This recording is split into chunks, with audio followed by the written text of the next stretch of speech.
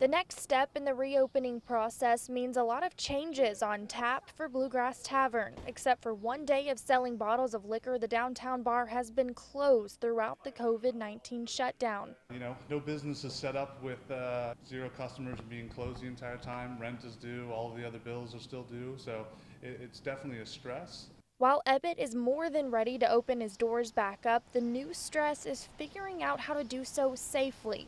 For Bluegrass Tavern, that means a major focus on its outdoor patio area.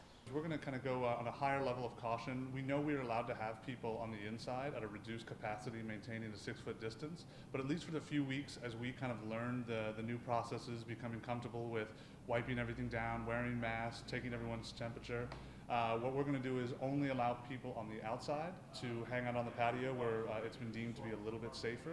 Surrounded by other restaurants and bars, Ebbett says it's been beneficial to watch how similar businesses have been handling the reopening process. But like creating a new mixed drink, it's going to take some trial and error. Ebbett asking for patience from everyone while they figure out the best recipe for socializing and safety. We're excited to have them back to, toast and have a drink and slowly get back to the new version of normal. In Lexington, Shelby Smithson for the Fox 56 10 o'clock news.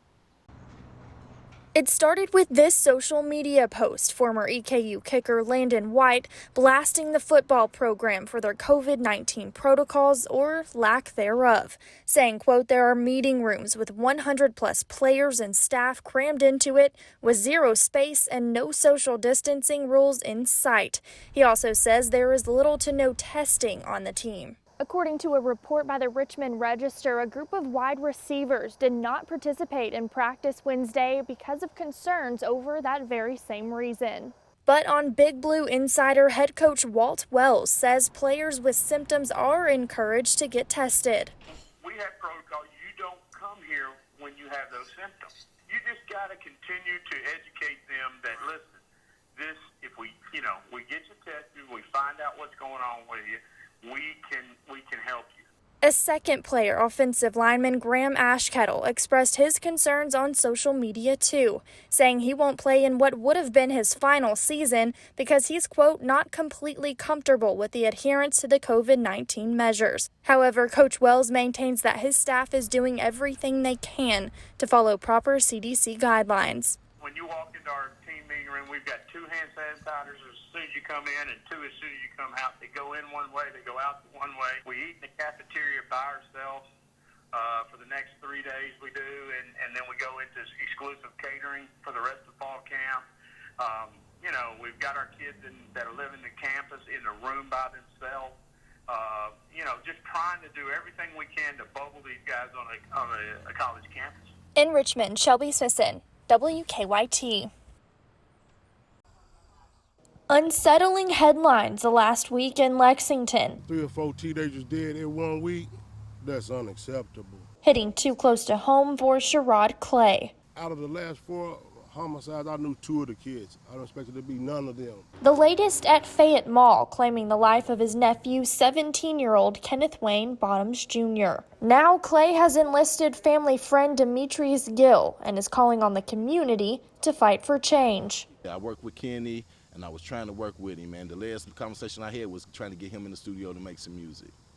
And then I woke up one day, and he's not here anymore, so we're trying to put an end to that cycle, man, and get better things out of these kids. They say that starts with a conversation and an open invitation to the Unity Worship Center on Haggerty Court, where they'll talk about a new program they're hoping to get off the ground called From Boys to Young Men, targeting middle school-aged kids to get them before they can get to the streets, as well as any other ideas community members may have to target youth violence and take the crosshairs off the kids. If we all come together, it doesn't matter if you're black, white, if you got ideas, if we all can come together, we can take Lexington back and let our kids grow up. And it's not for us to preach to them or none of that. It's for us to listen to them and see what they got going on to help them resolve the problems that they're going through and stop them from going out there and becoming the next Kenny. In Lexington, Shelby Smithson, WKYT. Symptoms. And where was the pain exactly? It was like this whole Okay. top area. All the way through. Diagnosis, I really think this is an overuse injury because it sounds muscular. And the fact that you can reproduce it by making their same movement. and treatment. You know, what I'm going to recommend is that you do scheduled ibuprofen. I want you to take 2 of them 3 times a day. All from the comfort and safety of the patient's own home. I think it's definitely more safe because, I mean, it's a hospital. There are sick people there, and there are some COVID patients, so I think it is safer. Telehealth services have been a part of healthcare for years, but its benefits have really been pushed into the spotlight during the COVID-19 pandemic. It's amazing what you can do. And, you know, people are pretty creative. You can do a pretty reasonable exam. Now, what would you say the biggest drawback or restriction is with these telehealth appointments? The biggest drawback is that I can't do hands-on. And but patients are really very creative. They're very helpful. They know what's bothering them, and therefore they're generally prepared to help me examine them the best way that we can with the limitations that we have. There's no substitute for the emergency room or hands-on interaction between doctors and patients, especially when it comes to medical emergencies. But telehealth has found a place in medicine that Dr. Steltenkamp believes will remain long past the pandemic. In Lexington, Shelby Smithson, WKYT. I think it's taken a lot of shops by surprise, as well as the whole industry. While everyone remains healthy at home, more and more people are finding social distancing in a bike lane. Whether it's for physical exercise, mental health, or just a reason to get out of the house. A new survey by a bicycle company called Trek shows that nationwide, people are pedaling through the pandemic, finding 21% of adults with bikes will ride more often during the pandemic, and 50% will continue riding after the pandemic ends. It's not a trend that local Bicycle Face owner Nate Cornelius saw coming, but one he's grateful to be navigating. We didn't really know what to expect when whether or not we were even going to be open, let alone get busier. We've had, all our mechanics just working full throttle just from the volume.